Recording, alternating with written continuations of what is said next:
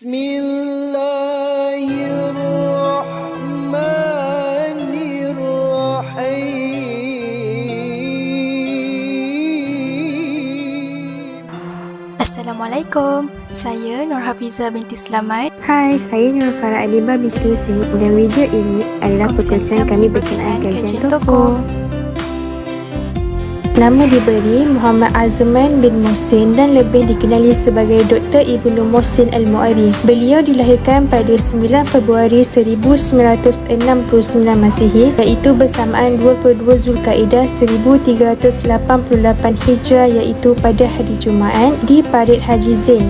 Beliau juga telah berkahwin pada tahun 1992 dan telah dikurniakan dengan 8 orang cahaya mata, iaitu 5 lelaki, 2 perempuan. Beliau juga merupakan pengerusi Pertubuhan Tarekat Muktabar Malaysia yang pertama di Cawangan, Johor. Seterusnya, latar belakang pendidikan beliau. Beliau telah bersekolah di Sekolah Rendah dan Sekolah Agama Air Hitam pada tahun 1976 sehingga 1982 Masihi. Kemudian, beliau melanjutkan pelajarannya di Madrasah Al-Atas Al-Arabiyah Al-Islamiyah Johor Bahru pada tahun 1982 hingga 1986 Masihi. Kemudian, beliau juga merupakan bekas pelajar Mahad Johor Bahru.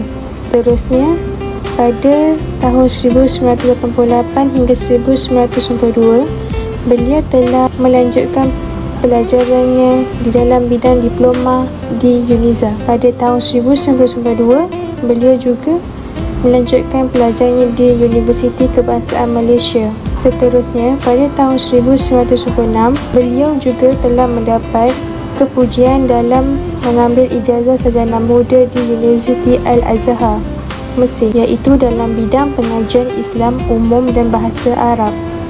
Terakhir sekali, beliau juga mengambil sarjana muda di Universiti Teknologi Malaysia dalam bidang pendidikan, iaitu bimbingan dan konseling.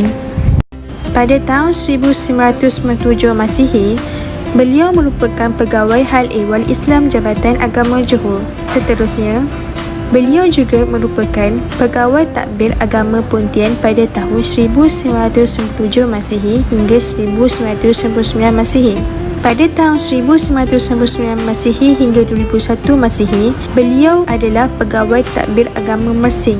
Beliau juga merupakan pegawai Takbir Agama Keluang pada tahun 2001 hingga 2003 Masihi. Di samping itu, beliau juga telah berkhidmat sebagai pegawai Takbir Agama Kota Tinggi selama 2 tahun. Kemudian, beliau juga merupakan pegawai Takbir Agama Seramat pada tahun 2005 Masihi hingga 2009 Masihi. Beliau juga merupakan Kadi Daerah Johor Bahru 2009 Masihi, berkhidmat di bahagian penyelidikan Jabatan Agama Johor 2012. Kemudian merupakan penolong pengarah bahagian Undang-Undang Syariah Jabatan Agama Islam Negeri Johor, iaitu Februari 2017 Masihi.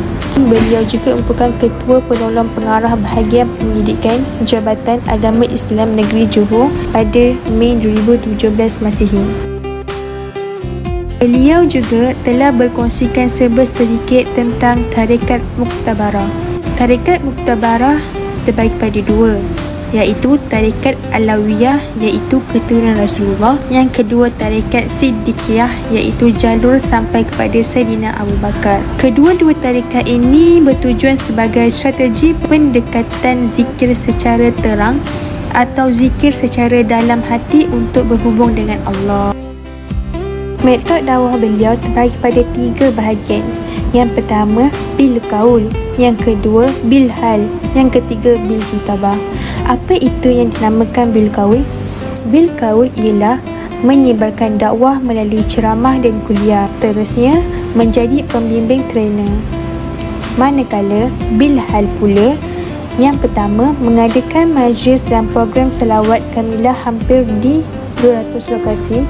Kemudian, membimbing majlis bacaan zikir dan ratib Al-Atas lebih 300 lokasi. Pada akhir sekali, apa itu berhitabah? Berhitabah ialah banyak menulis pemikiran tentang disiplin ilmu ihsan iaitu tasawuf. Yang kedua, menerbitkan buku-buku yang di dalamnya terdapat zikir.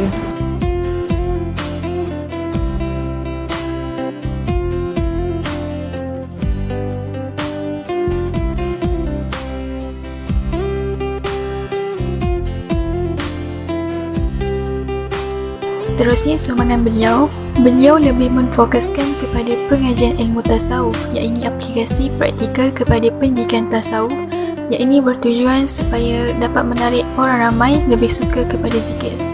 Selain daripada itu juga, semasa beliau berkhidmat sebagai Ketua Penolong Pengarah Bahagian Zakat Wakaf dan Baitumal Majlis Agama Islam Negeri Johor, beliau telah pun berjaya mencapai sasaran kutipan zakat lebih daripada RM300 juta.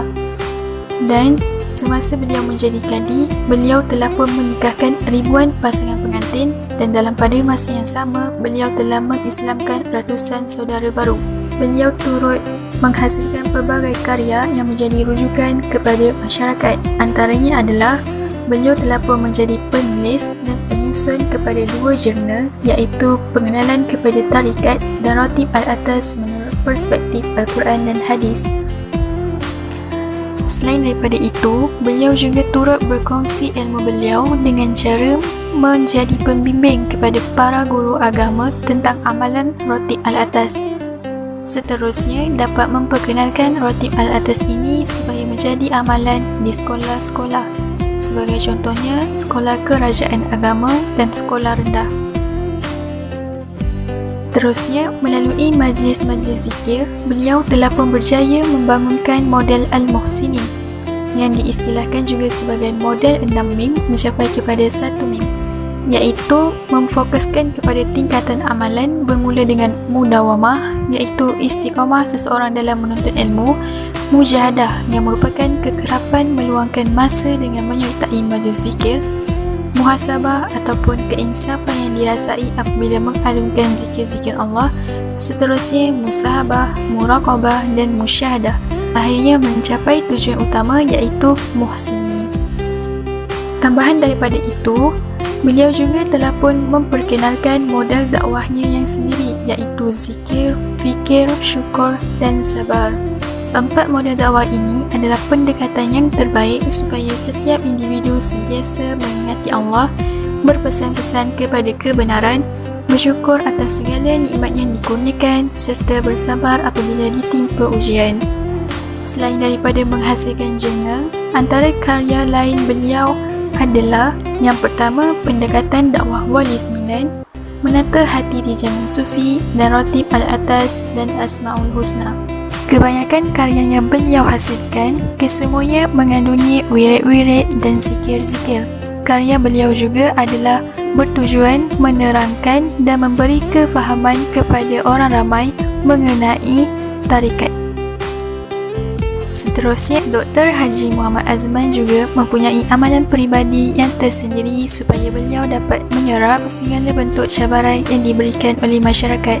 Salah satu amalan kerohanian yang beliau beri penekanan adalah seperti zikir dan bacaan Ratib Al-Atas di samping ibadah yang lain. Di samping itu, model dakwah beliau iaitu zikir, fikir, syukur dan sabar juga adalah merupakan amalan peribadi yang beliau amalkan. Menurut beliau, model dakwah ini sangat penting kerana ianya merupakan metod untuk mengingati Allah. Akhir sekali adalah kata-kata hikmah dan motivasi yang dipegang oleh Dr. Muhammad Azman bin Mohsin sendiri. Selain daripada zikir, fikir, syukur dan sabar seperti yang dinyatakan sebelum ini, terdapat kata hikmah yang dinyatakan oleh beliau iaitu dalam hidup ada mati, dalam mati ada hidup. Beliau telah pun menerangkan bahawa maksud dalam hidup ada mati ialah dalam kehidupan kita mestilah dilengkapkan dengan munajat kepada Allah. Oleh hanya demikian, apabila kita melaksanakan solat, kita memutuskan hubungan dengan manusia. Dalam erti kata yang lain pula ialah kita berhenti seketika dalam memikirkan hal-hal dunia dengan tujuan utama hanyalah untuk fokus beribadah dan berhubungan dengan Allah. Tikan kedua dalam kata hikmah beliau pula ialah dalam mati ada hidup. Petikan ini membawa maksud apabila tibanya ajal dan nyawa kita diambil, secara automatiknya fizikal kita akan mati. Tetapi, segala kerja dakwah dan sumbangan yang pernah diberikan akan terus hidup. Sebagai tambahan, kata hikmah yang beliau coretkan juga ialah gembira apabila melihat orang lain gembira. Kata-kata ini bermaksud beliau gembira apabila dapat membantu masyarakat melalui dakwah yang beliau sampaikan. Dengan cara berkongsi dan menyebarkan ilmu, beliau dapat melihat kegembiraan yang lahir apabila masyarakat dapat merasai ketenangan dan kesejahteraan seperti mana perasaan yang beliau kecapi dalam dunia dakwah. Sebagai kesimpulan, masyarakat muda sekarang ini dan akan datang hendaklah lebih fokus dalam menerapkan nilai-nilai dakwah di dalam diri. Akhir sekali, dapat disimpulkan bahawa semua pihak sepatutnya bergabung tenaga bagi menyebarkan risalah Islam yang berpaksikan Al-Quran dan As-Sunnah.